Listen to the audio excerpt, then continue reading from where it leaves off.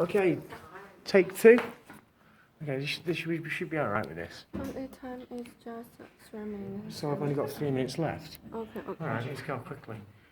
So, basically, the next 400, 500 years are as the Irish trying to survive against the English. They colonise our country, slowly but surely, through a series of wars. We win some battles, but ultimately they win in the end.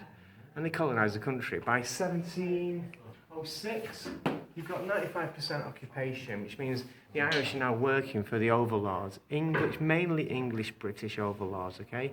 The north is colonised by British Scots. They send in the army, ethnically cleanse the indigenous population and force them to live on the worst lands in the west. Okay, so it's hard to survive in the worst lands, okay?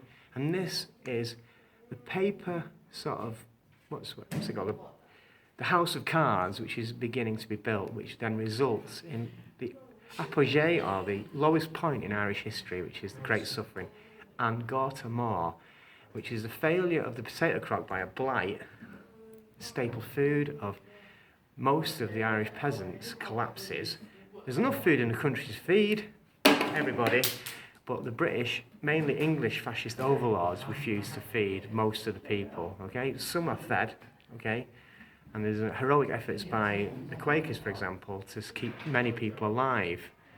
Amazing philanthropy, but on the whole, the British government response is to do laissez-faire capitalism, and it's fascistic in its response. Okay, 1 million people, maybe more, maybe 1.5 million people die of starvation and starvation-related diseases, and then maybe 1 million and 1.5 million are forced to emigrate to go to Canada, America, Australia, New Zealand, okay?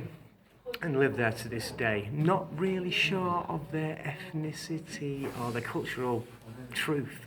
They don't know what their language is, okay? And the only access to history is through the English tongue, which is unfortunately deceitful. Okay? English history is deceitful. They call it Irish potato famine when it's nothing to do with the Irish potato famine. It's got everything to do with English imperialism, forcing people to live on the worst land, and then forcing them to pay rent, okay? Eventually after a war which begins in 1916, we become independent. So there's the first battle of War of Independence is 1916. It's called the Easter Rising, and it's a heroic failure led by Padraig Pearse and James Connolly, where they commandeer the GPO in Dublin.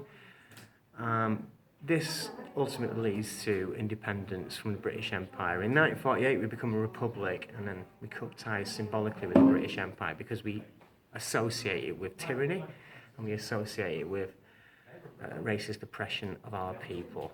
That doesn't mean I hate English people. Au contraire, my best friends are English. But if you're asking me about the English fascist system historically, well, you know what I think about it already, don't you? Okay, this is a quick overview of Irish history, and it's written for Rain. Where is she? Rain! Come over here!